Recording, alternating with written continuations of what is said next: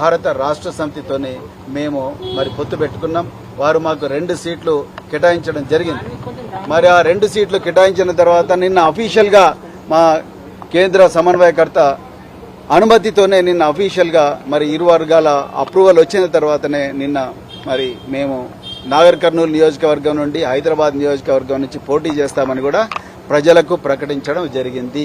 దాని తర్వాత విస్తృత కార్యకర్తల సమావేశం కూడా పెట్టడం జరిగింది. విధి విధానాల గురించి నిర్ణయించడం జరిగింది. కానీ అది తెలుసుకున్న మరి అది నచ్చని భారతీయ జనతా పార్టీ నరేంద్ర మోడీ ఇవాళ నాగర్ కర్నూలుకి వచ్చిండు, నిన్న హైదరాబాద్లో ఉన్నాడు.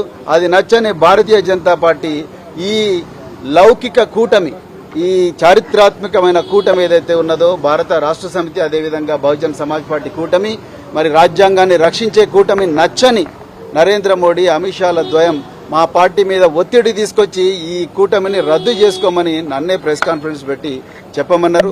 నాకు అది ఇష్టం లేదు. ఎందుకంటే మరి బహుజన్ సమాజ్ పార్టీ మాన్యశ్రీ కాన్షీరామ్ గారి నుంచి బైంజీ కుమారి మాయావతి గారి నుంచి నేటి దాకా మరి నా దాకా మేమందరం కూడా ఈ బహుజనవాదం డాక్టర్ బిఆర్ అంబేద్కర్, మహాత్మా జ్యోతిరావు ఫులే, సంత నారాయణ గురు మరెందరో మహనీయుల ఆలోచనల వల్ల ప్రభావితమైన మేము ఒక్కసారి మాట ఇస్తే తప్పేది ఉండదు. పొత్తు ధర్మం, కష్టాలైనా నష్టాలైనా అందరూ కలిసిపోవాలి, ఒకరికొకరు సహాయం చేసుకోవాలి.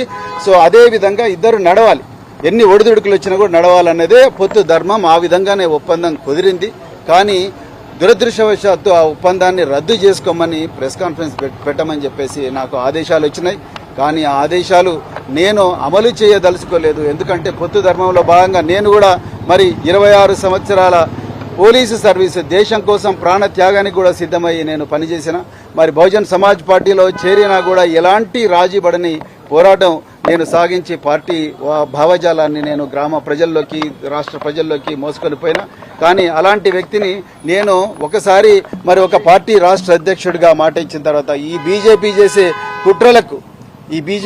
కుట్రలకు బీజేపీ రాజ్యాంగాన్ని రద్దు చేయాలన్న కుటిల పన్నాగాలకు తలొగ్గి నేను చేస్తే ఈ దేశంలో బహుజన ప్రజలకు నేను అన్యాయం చేసిన వాడిని అవుతా. అందుకొరకే నేను మరి ఈరోజు నేను రాజీనామా, బహుజన్ సమాజ్ పార్టీ సభ్యత్వానికి నేను రాజీనామా చేయడం జరిగింది.